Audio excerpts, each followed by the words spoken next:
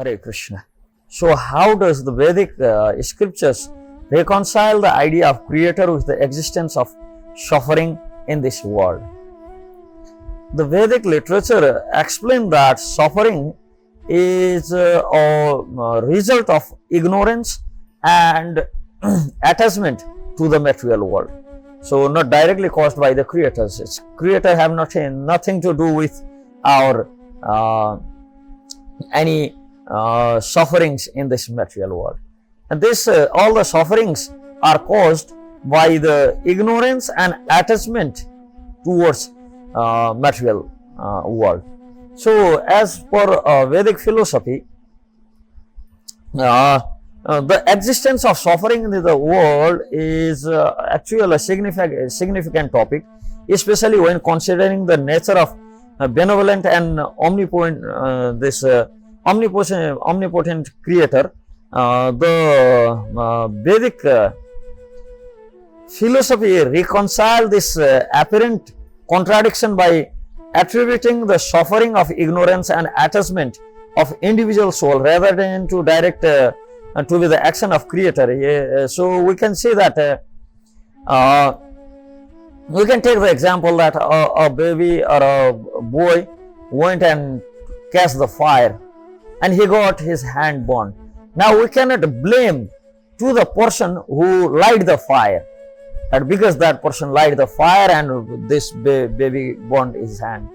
It's because the ignorance of that babies that he tossed the fire and got burned. So there's nothing to do with the person who light that fire in this burning process. So similarly, first of all, the nature of creator as mentioned in a Veda is mentioned as a Brahmeti Paramatmeti Bhagavaneti Sabdati Srimad Bhagavatam. The Brahma is the nature of Brahma is considered as a Brahma, as a Paramatma, and as a Bhagavan. Bhagavan is Satchid Ananda Vigraha, who is in form of Satchid, and Ananda is Paramatma, is the form which is residing in the heart of every living entity, and Brahma, who is that omnipresent, who is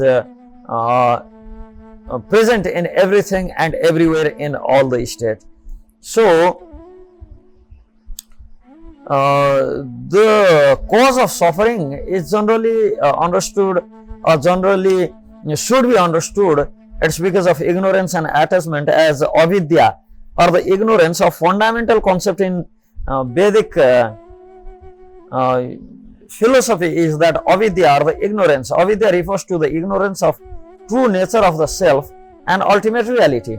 So according to Vedic or Upanishad or Puranic reference, the individual soul is inherently divine and is in qualitatively as Bhagavan himself.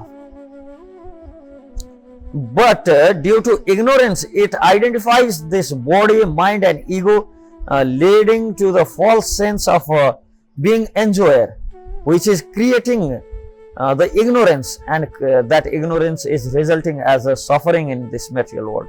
Next is illusion, or the Maya. The concept of Maya is almost closely related with avidya. Maya is illusory energy or power of that supreme being Sri Krishna that creates the appearance of a material world. Under the influence of Maya, the eternal soul becomes entangled in the temporary and illusory aspect of the material world, leading to attachment, desires and sufferings. And similarly, we should see in the perspective of karma, the action and its consequences also. So the law of karma plays a critical role in explaining the suffering in this material world to each and every living entities or the jiva. And the karma is the principle of cause and effect, where every action has corresponding consequences. The Vedic teaching actually gives us that insight that the suffering experienced by the individual is the result of their past action or their past deeds, their karma. And the suffering is not arbitrarily imposed by the creator, but is the natural consequences of one's action.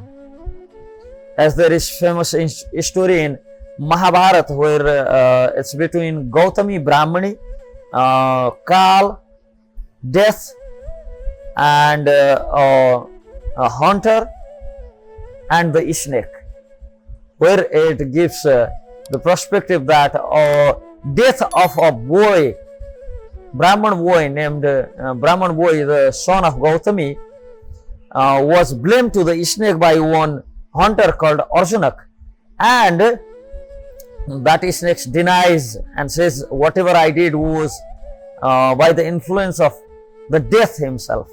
And death says it's nothing to do with me, but it's that time or the Kal that inspire me to toss that boy, to influence that snake.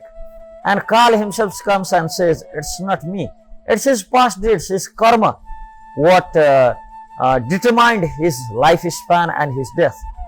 So basically all the suffering in this material world, that story is very long, so I'm just giving an example. Those who want to see that, they can see in Anshasan Parva, second chapter, first chapter actually of Mahabharata. We can see that there. And the role of creator is, the creator is a facilitator, or the creator, whether viewed as Brahma or Narayana or Paramatma, provides the framework for the universe and the laws like karma to govern it. The creator facilitates the environment in which souls can learn and evolve, but does not directly cause individual suffering. So this actually the concept of Leela of that supreme being Sri Krishna suggests that creation is an expression of the divine inherent bliss and creativity actually. So within this bliss, souls have that free will to make choice. Every individual have that free will, and every individual is free to choose. So their experience including suffering are the part of learning process, or the fruit of the choice they made using or misusing their free will. So the creator provides opportunities for growth and realization, even though the challenges of suffering are there because of our free will.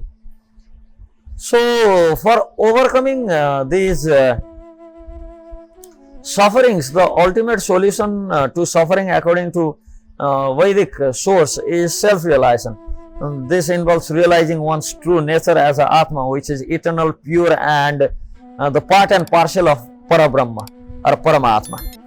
And by overcoming the avidya and seeing through the Maya, individuals can transcend the cycle of birth, death, rebirth, old age, sufferings, and attaining the moksha.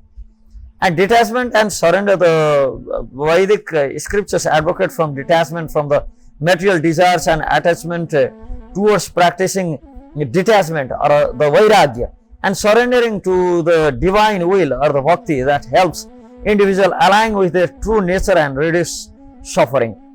And same time engaging oneself in the devotional service and the ethical living, or the living according to the dharmic injunctions, and the devotional practice of that bhakti yoga helps to purify the mind and reduce ignorance. This practice leads to the deeper understanding of the self and the nature of reality, and mitigating suffering, and finally helps us to attain the supreme goal of life, Sri Krishna Prem.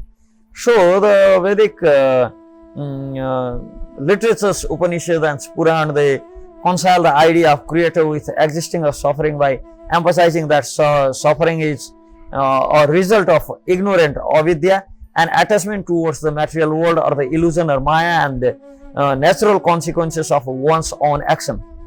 The creator, whether understood as an impersonal Brahma or understood as Bhagavan Sri Narayana, Sri Krishna, the creator provides the framework and opportunities for growth and realization, but does not directly cause suffering, neither cause any joy.